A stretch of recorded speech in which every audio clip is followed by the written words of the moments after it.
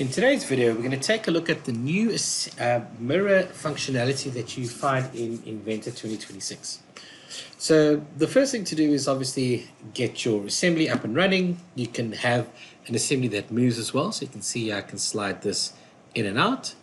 And then what we're going to do is we're going to look at mirroring it around this point, just so that we've got sort of these two sliding motions. You can see how the new mirror works.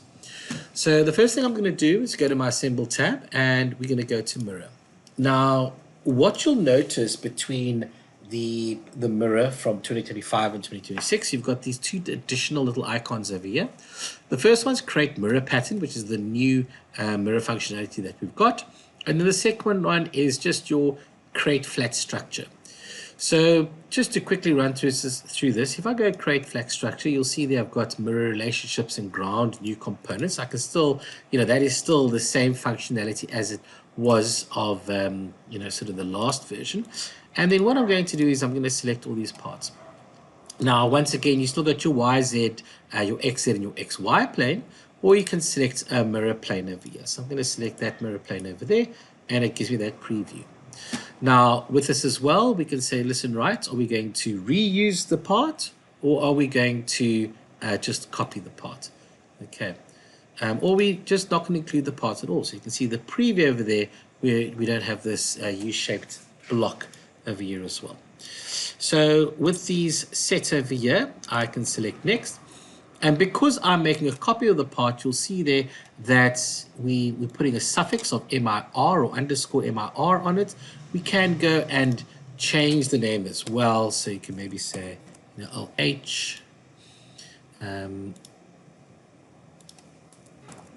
we can have both the display name and the file name, different as well. So if I did want that to be LH, I would just come over here and go LH, but maybe for the 807, I want the file name to be MIR.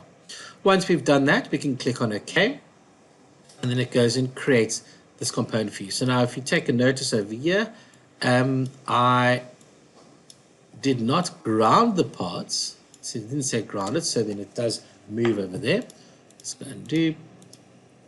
And you'll see there, this is the exact same sort of functionality that we had in the previous version, 2025.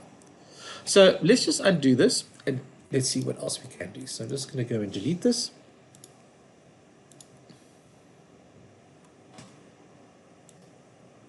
Okay.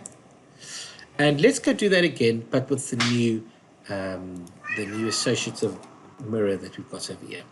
So first of all, what I'm going to do is I'm going to say create mirror pattern, and I'm going to select these components over here. Once again, with this mirror pattern, you'll see that I've got the option to either make a copy, reuse, or exclude the parts over here. And then I'm going to select my mirror plane, which is at the end over here. And what you'll also notice at the bottom is mirror relationships and ground new components has disappeared. It's grayed out. I cannot change it because it's not needed in this new associative mirror over here.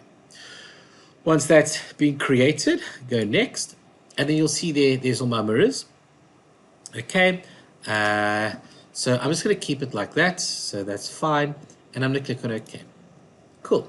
So there we go. Now you'll notice there that there's a new sort of a mirror component pattern. And if I select the top of there, you'll see there's element 1 and element 2. As I highlight element 1, the original highlight, element 2, the copy or the mirrored copy highlights. And if I go in there, you'll see there's my different components over there. And there's my mirrored components over there. Okay. Now say I go into this part over here. Let's go, which one is that? And I modify it. Okay, so let's go right click, and you can go edit. And with that edit over there, let's just go and create a couple of fillets on the edges, and let's see what happens to the mirrored component on the other side. You'll notice there that it has also mirrored. Okay, so it's keeping the associativity between the two. If I go to my bill of materials, you'll see there that those are the new components over there. Okay. Now let's try something different. I'm going to go back in here and edit this mirror component pattern. And I'm going to say this is now it's the same. So it's not a copy, it's the same. So if I select that, you'll see it's not asking me to give a new name. Click on OK, and you'll notice there that it's 018067889, well 208, and then over here as well 06788 and 9. And if I go to my bill of materials, you'll notice there that it's now reflecting double of each because it's now reusing the product. If I grab this and I move it, you'll see there the associativity allows me to move it in a mirrored sort of fashion around that word pen at the bottom. Now, say for instance, what happens if I forgot to, I see, okay, I've got to put some fasteners in here.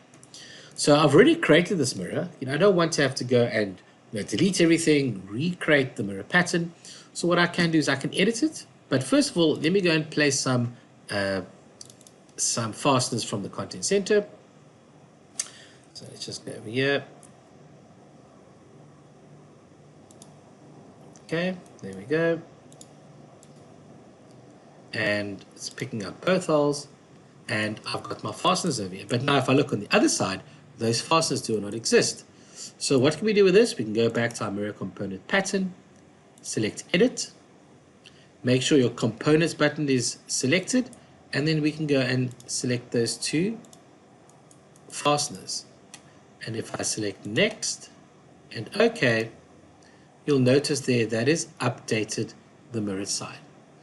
So Inventor 2026, I think this is a great new feature. It's really going to help when creating sort of mirrored components where you do want it to update as the original side updates as well. Thank you very much for watching.